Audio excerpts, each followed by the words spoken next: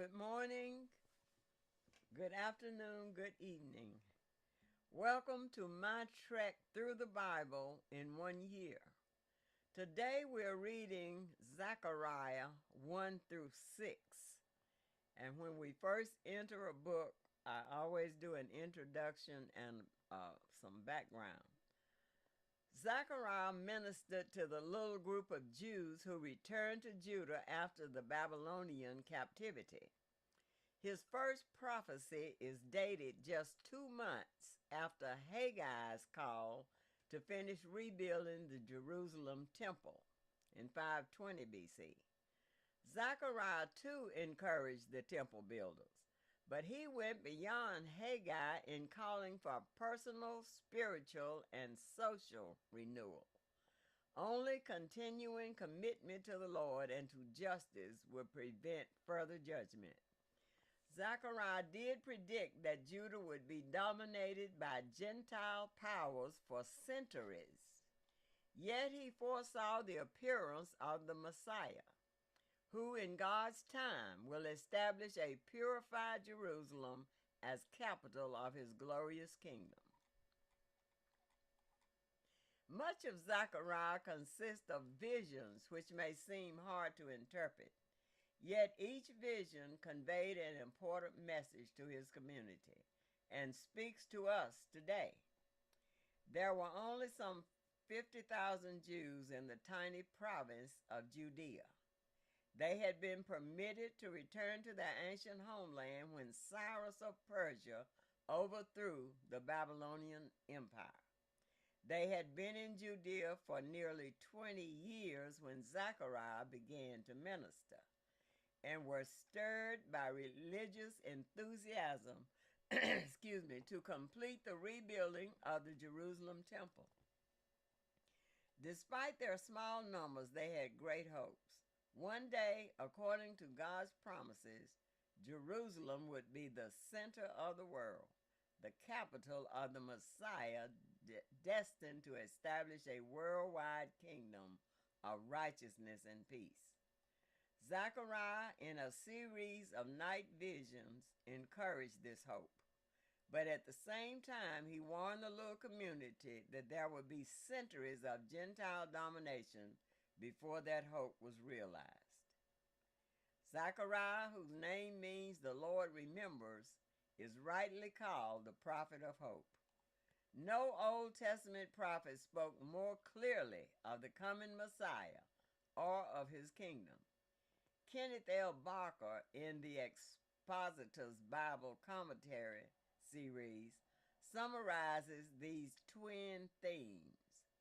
Zechariah predicted Christ's first coming in lowliness, his humanity, his rejection and betrayal for 30 pieces of silver, his being struck by the sword of the Lord, his deity, his priesthood, his kinship, his reign and second coming in glory, his building of the Lord's temple, his reign, and his establishment of enduring peace and prosperity. As for the apocalyptic and eschatological aspect, Zechariah predicted the final siege of Jerusalem, the initial history of Israel's enemies, the Lord's defense of Jerusalem, the judgment of the nations, the topographical changes in Israel, the celebration of the Feast of Tabernacles in the Messianic Kingdom age, and the ultimate holiness of Jerusalem and her people. Few Old Testament books, despite the obscurity of some of Zechariah's visions, contain a clearer picture of Christ's first coming or of events associated with that triumphant return that you and I look forward to today. Thus, for us too, Zechariah is the prophet of hope. The power of our sovereign God guarantees a salvation and a restoration destined to come to you and me also through God's Messiah, Jesus Christ. Okay, so now we will listen to Zechariah 1 through 6 And this contains his night visions.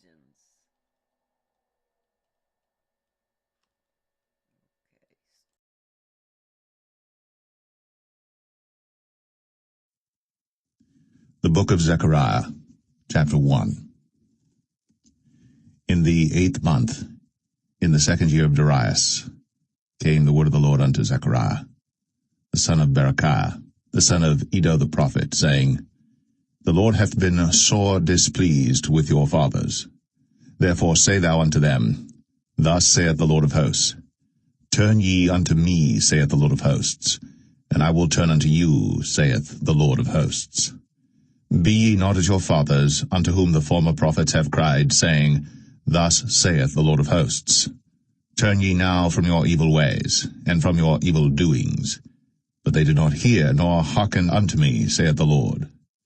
Your fathers, where are they? And the prophets, do they live forever?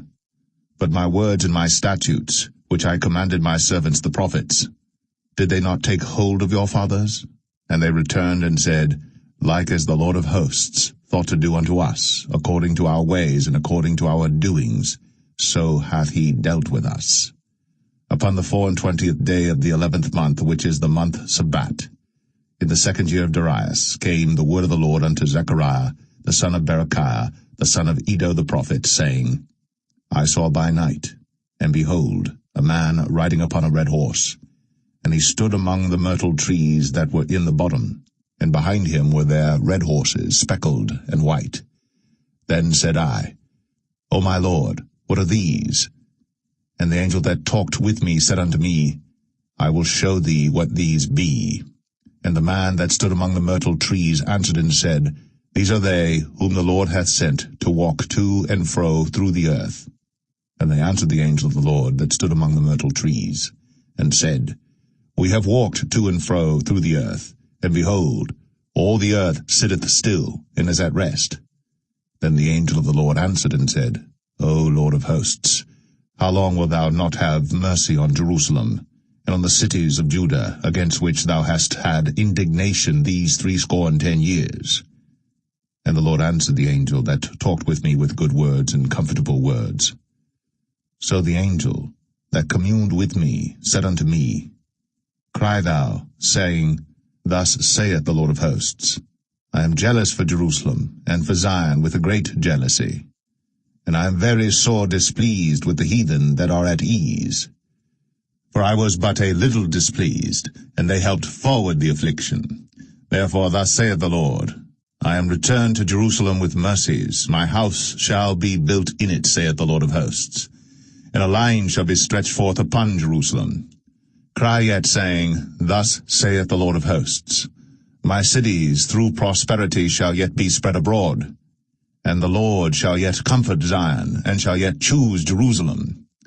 Then lifted I up mine eyes, and saw, and behold, 4 horns. And I said unto the angel that talked with me, What be these? And he answered me, These are the horns which have scattered Judah, Israel, and Jerusalem. And the Lord showed me 4 carpenters. Then said I, What come these to do? And he spake, saying, These are the horns which have scattered Judah, so that no man did lift up his head. But these are come to fray them, to cast out the horns of the Gentiles, which lifted up their horn over the land of Judah to scatter it.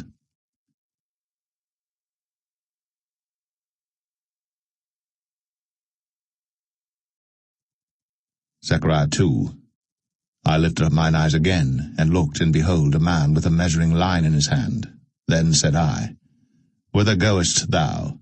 And he said unto me, To measure Jerusalem, to see what is the breadth thereof, and what is the length thereof. And behold, the angel that talked with me went forth, and another angel went out to meet him, and said unto him, Run, speak to this young man, saying, Jerusalem shall be inhabited as towns without walls for the multitude of men and cattle therein. For I, saith the Lord, will be unto her a wall of fire round about, and will be the glory in the midst of her. Ho, ho, come forth, and flee from the land of the north, saith the Lord. For I have spread you abroad as the 4 winds of the heaven, saith the Lord. Deliver thyself, O Zion, that dwellest with the daughter of Babylon. For thus saith the Lord of hosts, After the glory hath he sent me unto the nations which spoiled you, for he that toucheth you toucheth the apple of his eye. For behold, I will shake mine hand upon them, and they shall be a spoil to their servants. And ye shall know that the Lord of hosts hath sent me. Sing and rejoice, O daughter of Zion, for lo, I come, and I will dwell in the midst of thee, saith the Lord. And many nations shall be joined to the Lord in that day, and shall be my people, and I will dwell in the midst of thee, and thou shalt know that the Lord of hosts hath sent me unto thee. And the Lord shall inherit Judah his portion in the Holy Land, and shall choose Jerusalem again. Be silent, O all flesh, before the Lord, for he is raised up out of his holy habitation.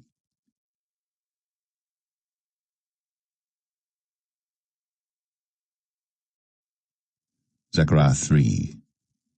And he showed me Joshua the high priest standing before the angel of the Lord, and Satan standing at his right hand to resist him. And the Lord said unto Satan, The Lord rebuke thee, O Satan.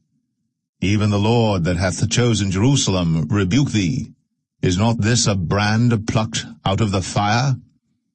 Now Joshua was clothed with filthy garments, and stood before the angel. And he answered and spake unto those that stood before him, saying, Take away the filthy garments from him. And unto him he said, Behold, I have caused thine iniquity to pass from thee, and I will clothe thee with change of raiment. And I said, Let them set a fair mitre upon his head. So they set a fair mitre upon his head, and clothed him with garments. And the angel of the Lord stood by. And the angel of the Lord protested unto Joshua, saying, Thus saith the Lord of hosts, If thou wilt walk in my ways, and if thou wilt keep my charge, then thou shalt also judge my house, and shalt also keep my courts. And I will give thee places to walk among these that stand by. Hear now, O Joshua, the high priest, thou, and thy fellows that sit before thee. For they are men wondered at, for behold, I will bring forth my servant the branch. For behold, the stone that I have laid before Joshua upon one stone shall be 7 eyes. Behold, I will engrave the graving thereof, saith the Lord of hosts, and I will remove the iniquity of that land in one day. In that day, saith the Lord of hosts, shall ye call every man his neighbor under the vine, and under the fig tree.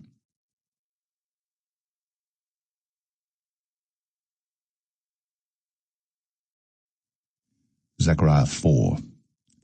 And the angel that talked with me came again, and waked me, as a man that is wakened out of his sleep, and said unto me, What seest thou? And I said, I have looked, and behold a candlestick all of gold, with a bowl upon the top of it, and has 7 lamps thereon, and 7 pipes to the 7 lamps, which are upon the top thereof, and 2 olive trees by it, one upon the right side of the bowl, and the other upon the left side thereof. So I answered and spake to the angel that talked with me, saying, What are these, my lord? Then the angel that talked with me answered and said unto me, Knowest thou not what these be? And I said, No, my lord. Then he answered and spake unto me, saying, This is the word of the Lord unto Zerubbabel, saying, Not by might, nor by power, but by my Spirit, saith the Lord of hosts. Who art thou, O great mountain? Before Zerubbabel thou shalt become a plain, and he shall bring forth the headstone thereof with shoutings, crying, Grace, grace unto it. Moreover, the word of the Lord came unto me, saying, The hands of Zerubbabel have laid the foundation of this house. His hands shall also finish it. And thou shalt know that the Lord of hosts hath sent me unto you. For who hath despised the day of small things?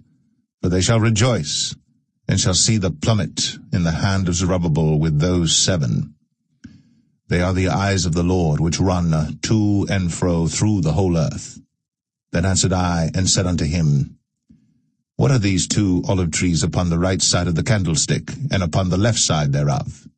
And I answered again, and said unto him, What be these 2 olive branches, which through the 2 golden pipes empty the golden oil out of themselves?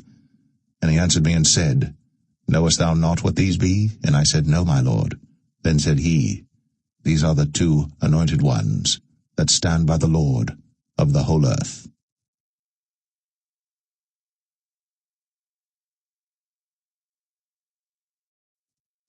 Zechariah 5. Then I turned, and lifted up mine eyes, and looked, and behold a flying roll. And he said unto me, What seest thou? And I answered, I see a flying roll. The length thereof is 20 cubits, and the breadth thereof 10 cubits. Then said he unto me, This is the curse that goeth forth over the face of the whole earth. For every one that stealeth shall be cut off as on this side according to it, and every one that sweareth shall be cut off as on that side according to it. I will bring it forth, saith the Lord of hosts, and it shall enter into the house of the thief, and into the house of him that sweareth falsely by my name, and it shall remain in the midst of his house, and shall consume it with the timber thereof and the stones thereof. Then the angel that talked with me went forth and said unto me, Lift up now thine eyes, and see what is this that goeth forth. And I said, What is it? And he said, This is an ephah that goeth forth. He said, Moreover, this is their resemblance through all the earth. And behold, there was lifted up a talent of lead, and this is a woman that sitteth in the midst of the ephah. And he said, This is wickedness. And he cast it into the midst of the ephah, and he cast the weight of lead upon the mouth thereof. Then lifted I up mine eyes, and looked, and behold, there came out 2 women, and the wind was in their wings, for they had wings like the wings of a stork, and they lifted up the ephah between the earth and the heaven. Then said I to the angel that talked with me, Whither do these bear the ephah?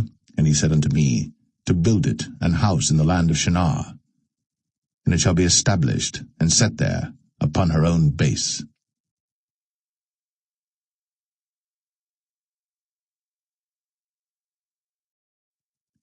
Zechariah 6.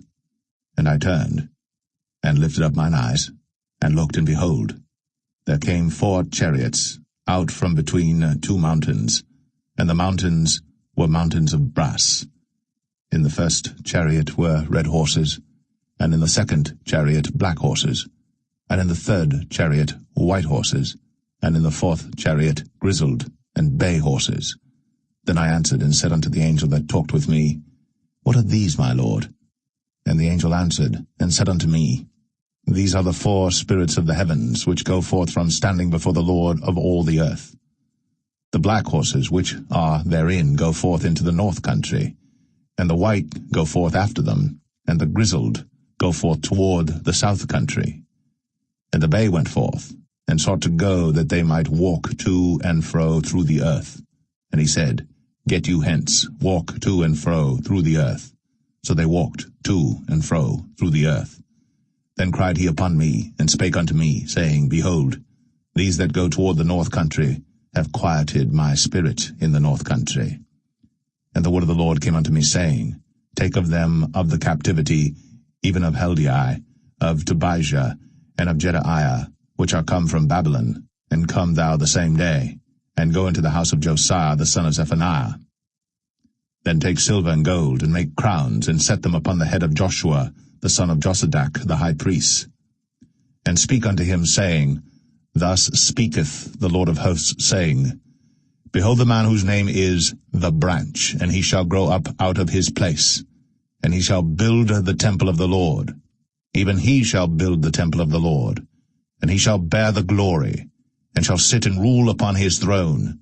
And he shall be a priest upon his throne, and the counsel of peace shall be between them both. And the crown shall be to Helem, and to Tobijah, and to Jedaiah, and to Hen the son of Zephaniah, for a memorial in the temple of the Lord. And they that are far off shall come, and build in the temple of the Lord. And ye shall know that the Lord of hosts hath sent me unto you. And it shall come to pass, if ye will diligently obey the voice of the Lord your God.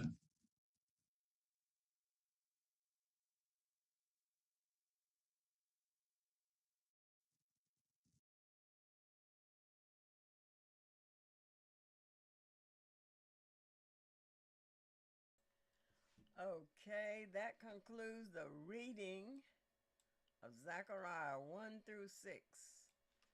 So now we will do a little bit of commentary on those chapters.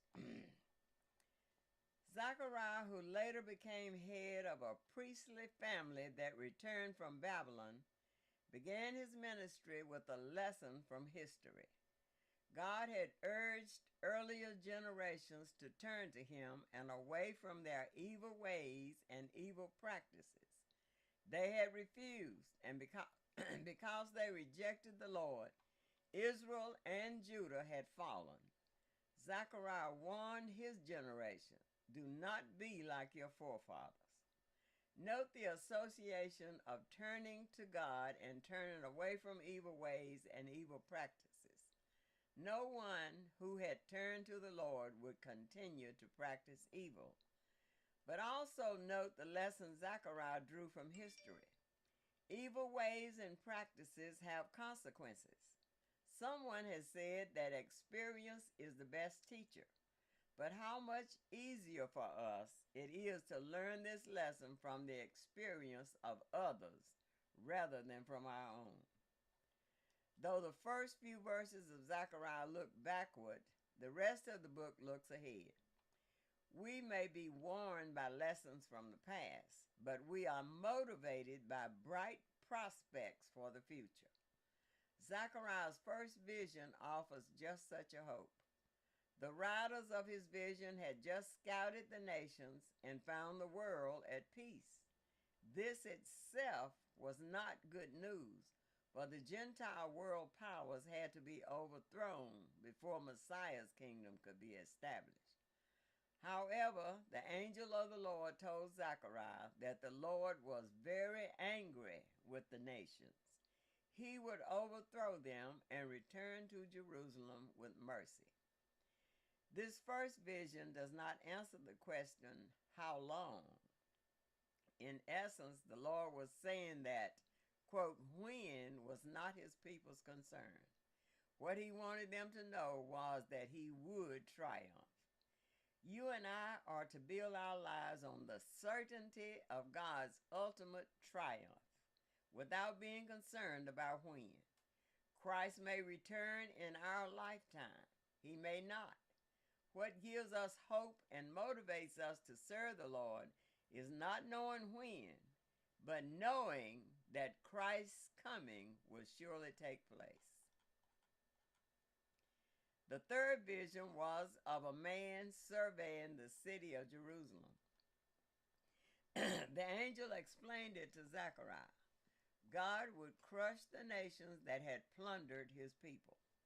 The holy city will need no wall of stone then, for God himself will be a wall of fire that guards a people who are the apple of his eye.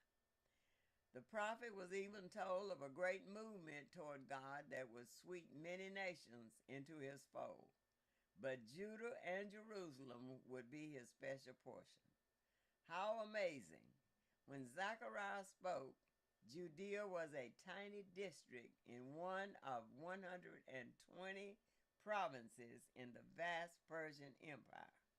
Yet one day, Judah and her capital, Jerusalem, were destined to become the center of the world. What gave the exiles hope was not present blessings, for the Holy Land was then a barren and briar-filled waste. What gave the exiles hope was the vision of what the Holy Land would become. We too may find little cause for pride or confidence in our present situation. But when we look ahead and remember God's promises, we will overflow with confidence.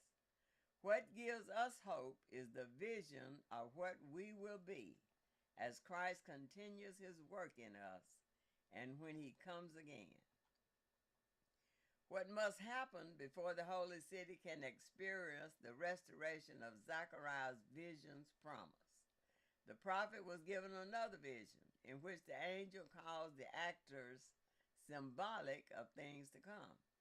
The vision was complicated, but its major thrust is clear. When Messiah comes and renews the priesthood by taking up his own priestly ministry, God's people will at last be secure. There are implications for us too in the symbolism. For any human being to know God's peace, he or she must be cleansed by God and clothed in his righteousness. Then, as we walk in his ways, we will have assured access to the Lord and the power to live holy lives. The fifth vision teaches dependence on God's Spirit, the resource who enables us to live holy lives while we wait the promised one's appearance.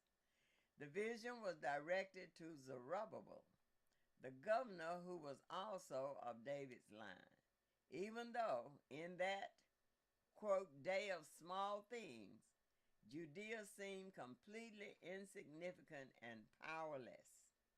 The Lord reminded the governor that progress is made not by might nor by power, but by my spirit. This is one of those Old Testament verses that we would each do well to remember. In all we do, we ought to rely not on our own might or power, but on the Spirit of God. If we serve in his strength, nothing that we do for the Lord will be a small thing. God will use even the smallest in a great way. The scroll that Zechariah saw was a rolled up book on which were written God's commandments. These are called a curse because violation of the commands brings punishment. How is this a message of hope? Simply in that when the guilty are punished, the innocent in the community are safe. When those who do wrong go unpunished, soon no one is safe. Modern society can only be safe when its laws are rooted in God's commands and when those laws are enforced. The earlier visions were explained to Zechariah, or their symbolism was clear. Now we come to visions that are more obscure. What is clear is that in this vision, wickedness, personified as a woman, is carried away to Babylon. What a reversal. Earlier, the people of Judah had been carried off to Babylon because of their wickedness. Now evil itself is taken away from God's people and sent to Babylon. We today have a similar choice. We can either hold on to wickedness and suffer terrible consequences, or we can let the Lord bind the evil in our hearts and isolate us from its power. The Holy Spirit can do in our hearts what Zechariah predicted God will one day do for his people Israel. In his final vision, Zechariah saw war chariots manned by heavenly warriors setting out in every direction. The pronouncement of rest suggests the final victory of God. The visions over, Zechariah was told to make a silver and gold crown and to crown Joshua, the high priest, who represented the branch, a common prophetic term for the coming Messiah.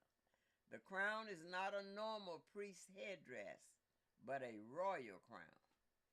The impact of this symbolic act is to affirm that the promises God has made to his people will be carried out, but only by the Messiah, who will unite in his own person the offices of priest and king.